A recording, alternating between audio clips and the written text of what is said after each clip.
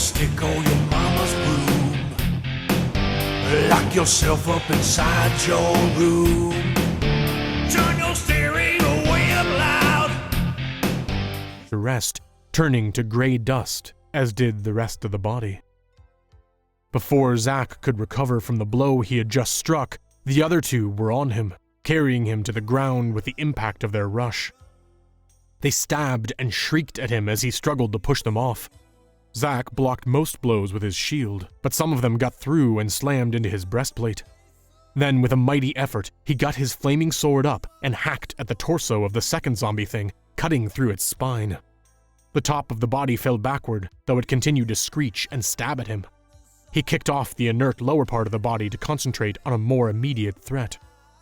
Zombie thing number 3 was stronger than the others and pushed his shield aside, driving its blade towards his unprotected throat. Zac parried the knife thrust with his sword and then rolled over on top of the thrashing, screaming zombie. Grabbing it by its bony neck, he cleft its skull with a powerful downward blow. As the head split asunder, a blast of reddish-black energy shot out and hit him in the chest, knocking him backward.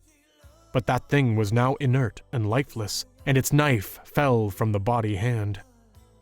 Zac lay on his back feeling battered and out of breath, and he heard an awful scraping sound slithering towards him.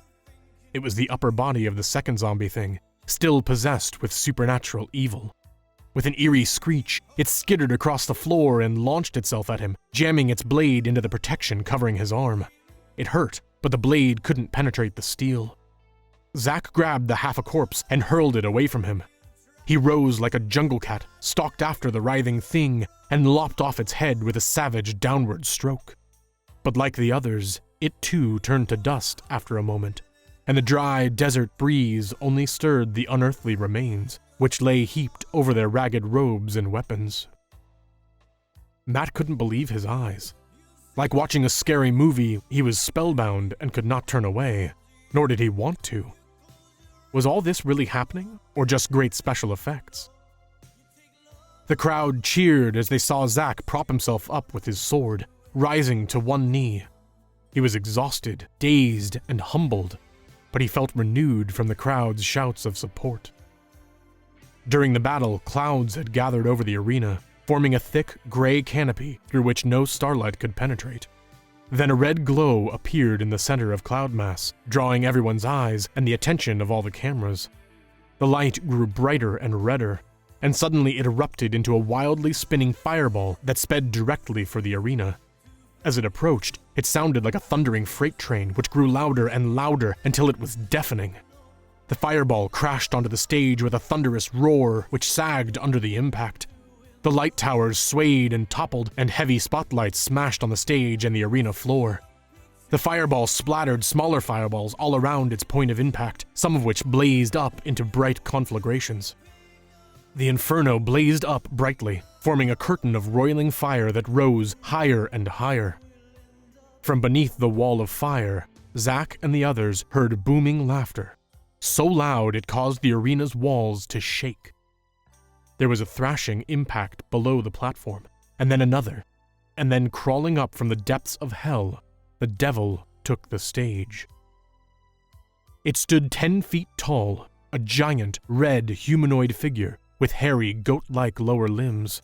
Its loins and upper body were man-like, with a heavily muscled chest and arms like thick bundles of wire and sinew.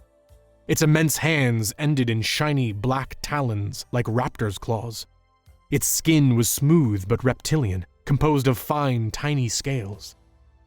Zac felt his skin crawl as he took in its awful splendor.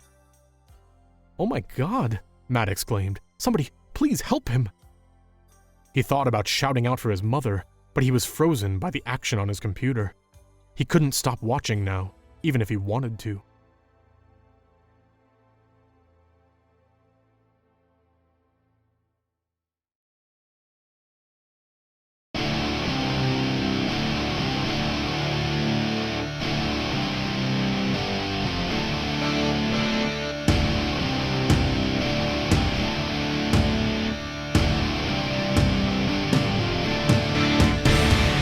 Stick or your mama's broom.